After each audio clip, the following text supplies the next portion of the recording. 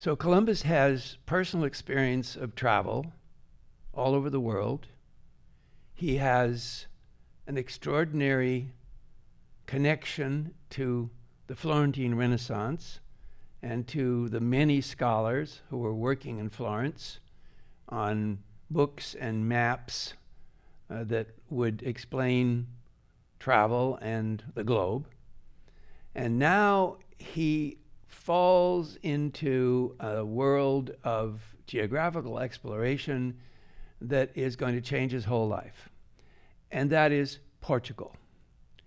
He ends up in Portugal and meets one of the great families of Portugal and falls in love with the daughter of a great governor leader in Portugal. And through this marriage, he inherits a whole collection of maps and books about travel. So the Portuguese period of his life is the next most important chapter. Julia asked us, how did he end up there? Well, he's a shipper, he's a navigation guy, he's a sailor, and so he would have probably traveled in and out of Lisbon many times. But by the 70s, he's living there, and while he's living there, he becomes well connected to a whole series of individuals and families. He traveled around the Mediterranean. He had been in Greece.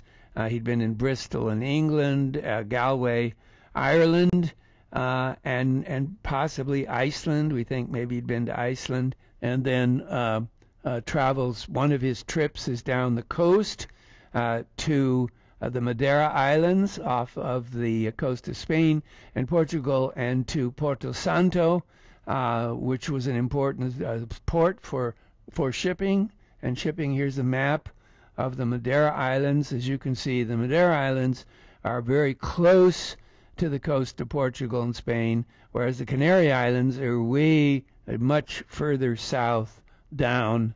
Here's just a shot of the Madeira Islands, which is a big resort now in Portugal. And part of this time was in 1477. He met Felipa Muniz Perestrella. She was the daughter of the governor of Porto Santo, so an important person, an important man in navigation, a very high-level Portuguese businessman, nobleman with origins back to Lombardy, that is Italy. His name was Bartolomei. That's the Portuguese version of his name of Bartolomeo Perestrello, Italian thing, and fell in love with Felipa, and they got married. And so he had now landed in Portugal, landed in Lisbon, and married a very lovely lady of a fairly high family. But one thing that's so fascinating about his father-in-law, it's just hard to believe.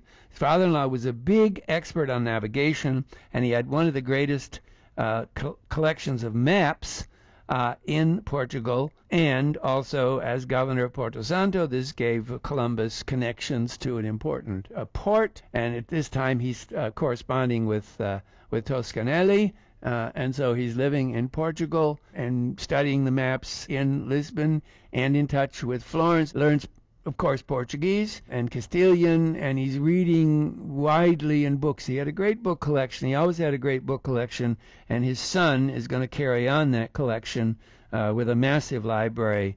When he dies, he leaves that library to the community of Sevilla. Columbus was a wide reader, not at all the sort of sailor without a particular knowledge. A lot of books are written that are completely wrong on his education. They make him sound very, very simple, like he didn't know much. It's crazy. It's ridiculous. He was living in a very high-level family in Lisbon. He had access to a huge collection of books and printed maps and all sorts of things, and so he's very well. We have his copy of Marco Polo in the library, in the collection of the library that's in the Biblioteca Colombina in Sevilla, and you can see there's his annotations to the printed edition of Marco Polo. And of course, Marco Polo is going to be a very, very important person in his reading, because of course Marco Polo has been to Asia and has written a lot about it. 1480, he has a son, Diego, and in 1485, the death of his beloved Felipa.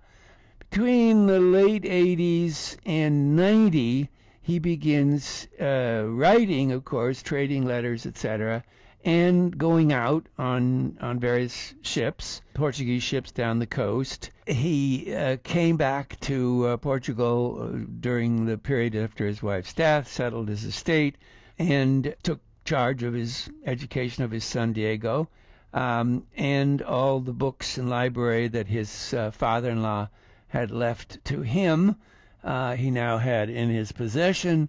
And in the later 80s, it could have been 85 or 86, he sets out on a trip to Spain in order to find someone there who would listen to his project. He'd already presented it to the King of Portugal. He had friends who'd helped, and the Portuguese had said no, they didn't believe in it. And of course that's their position, because they're sending sailors down the coast of Africa, and these sailors are coming back every single year with more information, more knowledge on the African coast, further south, and of course some of them are telling the king they can find a route around the bottom of Africa. They haven't found it yet. They'll find it in 1498, but at the same time that Columbus is presenting all his plans, he has to compete with the Portuguese who want to take him down the coast. Now, when he comes into Spain, surprise, surprise, surprise, incredible, miraculous, he stops at a Franciscan monastery called Santa Maria de la Rábida. And when he stops there, he makes the acquaintance of the Franciscan priest who was running the monastery, named Antonio de Marchena. And when Columbus comes in, he discovers that Antonio de Marchena has a fantastic library, and that he's particularly interested in navigation. And so the two men begin to converse and have long, long conversations late at night, and little Diego is put up and taken good care of, and the men talk. And while they're talking, Antonio de Marchena says, well, since you're headed into Spain, you might want to meet one of my very best friends. His name is Father Medinaceli. It's an Italian name, but he's Spanish, and he happens to be the confessor, the closest religious person to Queen Isabella. And Columbus says, yes, I would love to meet him. Yes. So Antonio writes out a letter of introduction, and so when Columbus gets to Spain, this is going to be the key to everything.